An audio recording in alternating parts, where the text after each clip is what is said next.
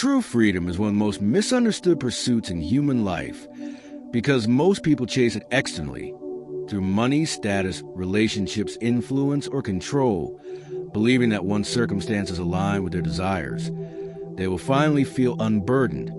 Yet the Stoic tradition teaches that external liberty without internal mastery is fragile and temporary, and that real freedom begins within the mind, a truth expressed powerfully by Epictetus, who was born a slave and yet argued that no person is free who has not mastered themselves, revealing that chains on the body are less restrictive than chains on thought, impulse, and fear.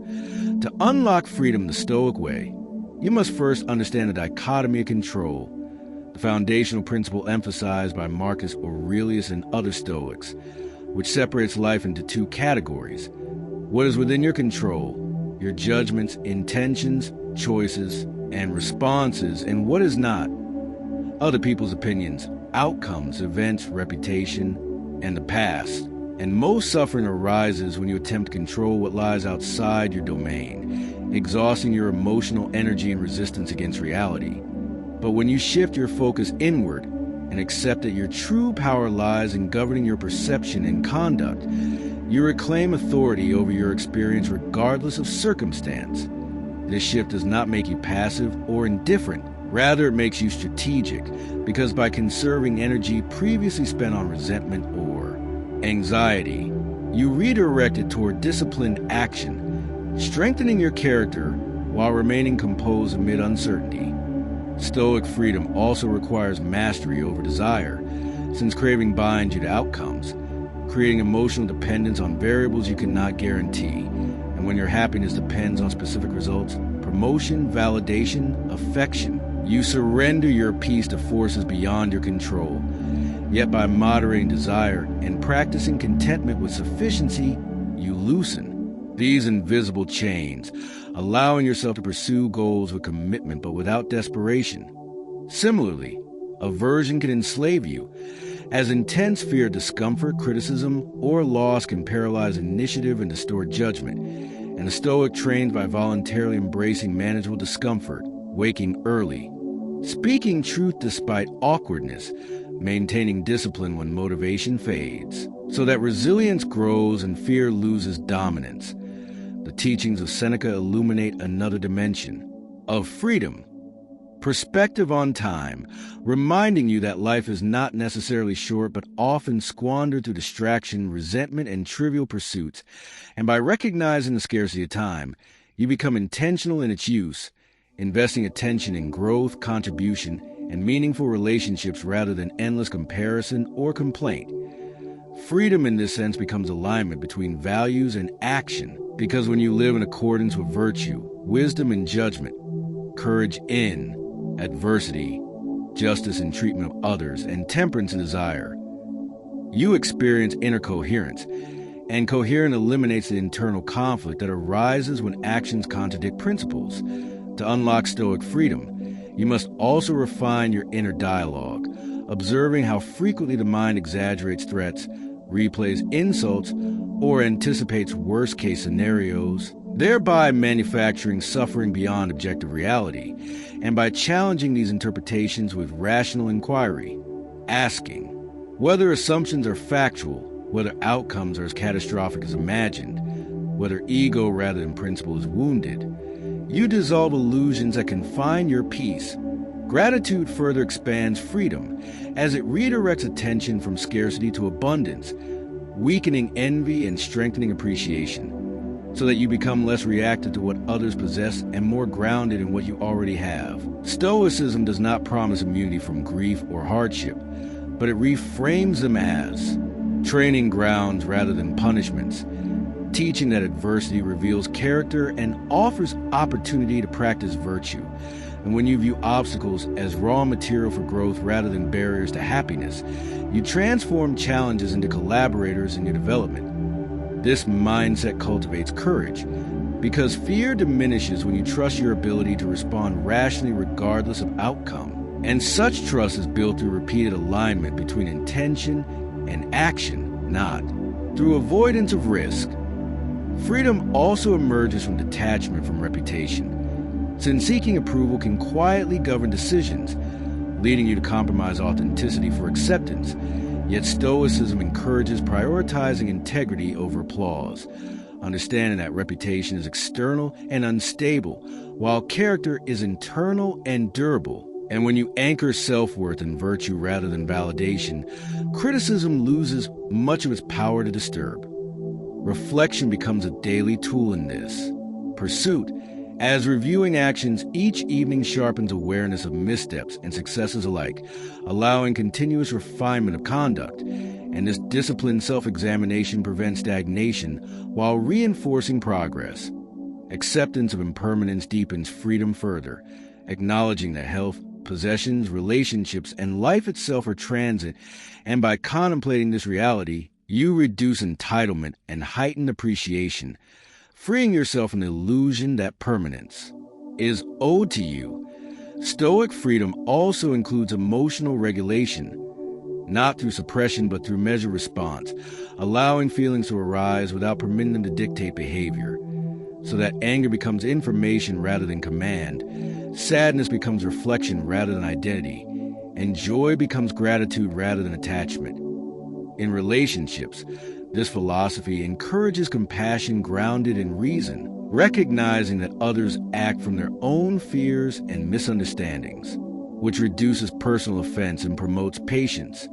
Importantly, unlocking freedom the Stoic way is not an event but practice, cultivated through daily habits of mindful interpretation, disciplined action, and principled decision-making. And as these habits compound, you begin to notice that external volatility no longer destabilizes you as easily, that delays do not incite panic, that criticism does not provoke defensiveness, that uncertainty does not paralyze initiative, because your stability derives from cultivated character rather than favorable conditions.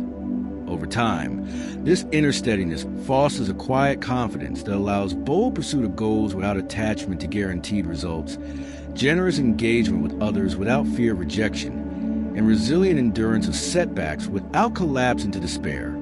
Ultimately, Stoic freedom is a liberation from emotional dependency on what you cannot command, the conscious choice to ground your identity in virtue rather than circumstance, and a disciplined commitment to align thought and action with reason.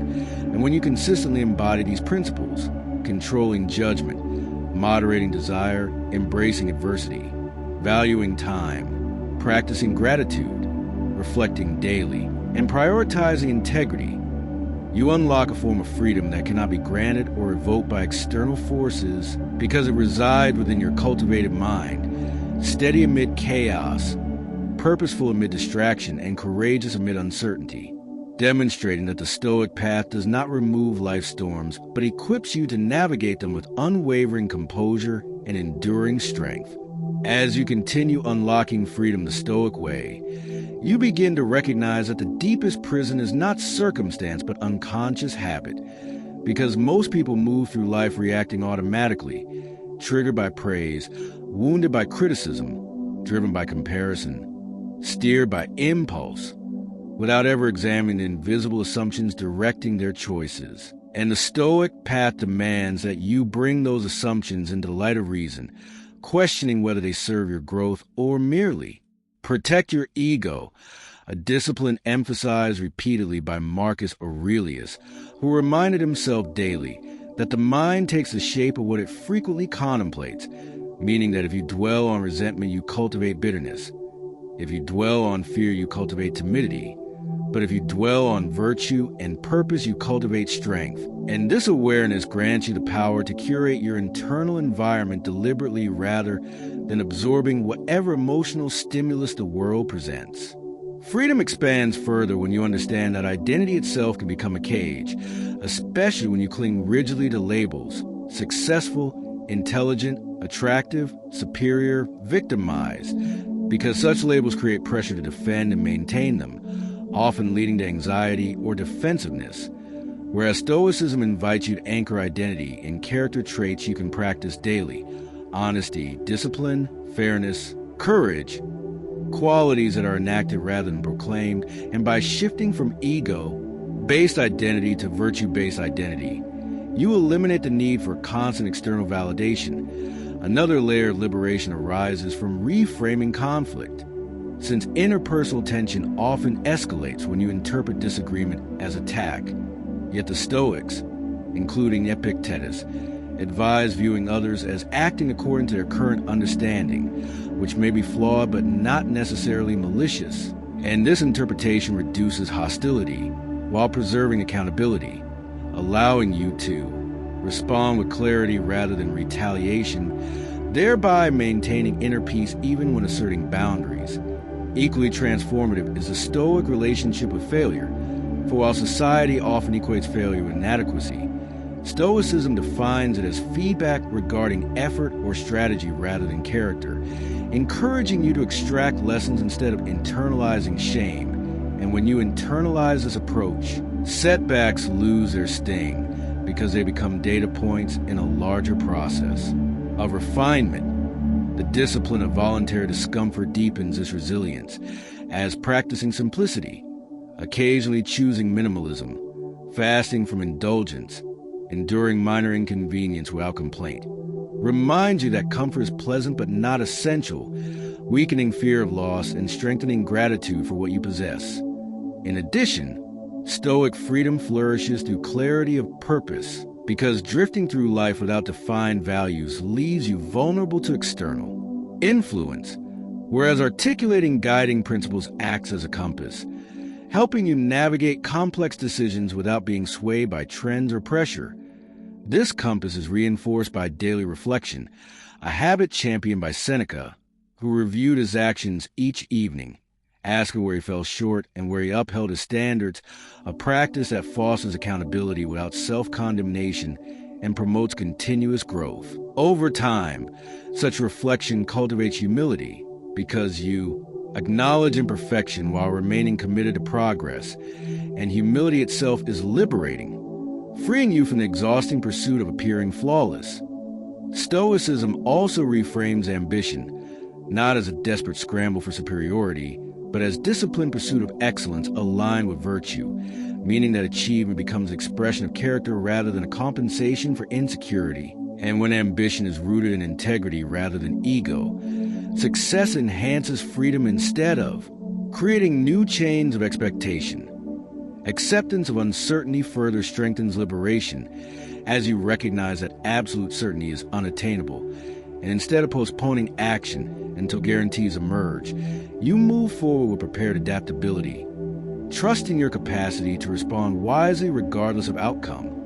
This trust in your cultivated judgment replaces the need for constant reassurance, reducing dependence on others' approval or forecasts.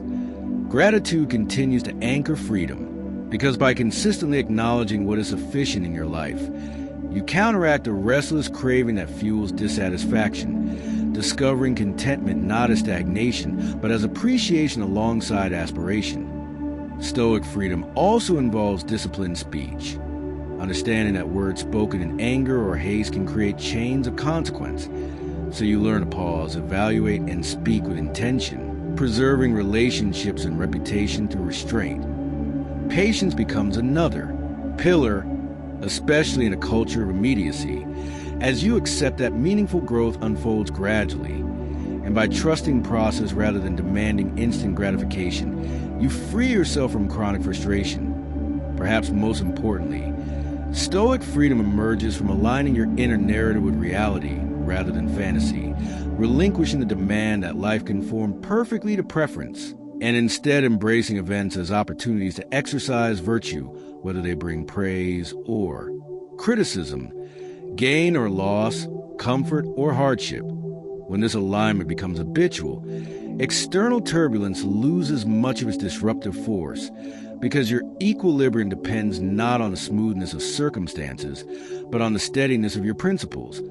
Ultimately, unlocking freedom the Stoic way culminates in a profound internal sovereignty, where you no longer measure well-being by possession or perception, but by the quality of your choices, where obstacles are approached as training grounds, where mortality sharpens appreciation rather than inducing fear, and where each day is treated as a complete life deserving deliberate conduct, and through the sustained commitment to rational judgment, disciplined desire, courageous action, compassionate understanding, reflective growth, and unwavering integrity, you discover that freedom is not a distant milestone, but a daily practice, not granted by society, but cultivated within consciousness. And as this practice deepens, you walk through the same unpredictable world as everyone else, yet experience it differently. Calm where others panic, steady where others react impulsively, purposeful where others drift, demonstrating that the Stoic path does not remove life's unpredictability, but transforms your relationship with it, granting a freedom that is resilient, self-sustaining, and profoundly transformative.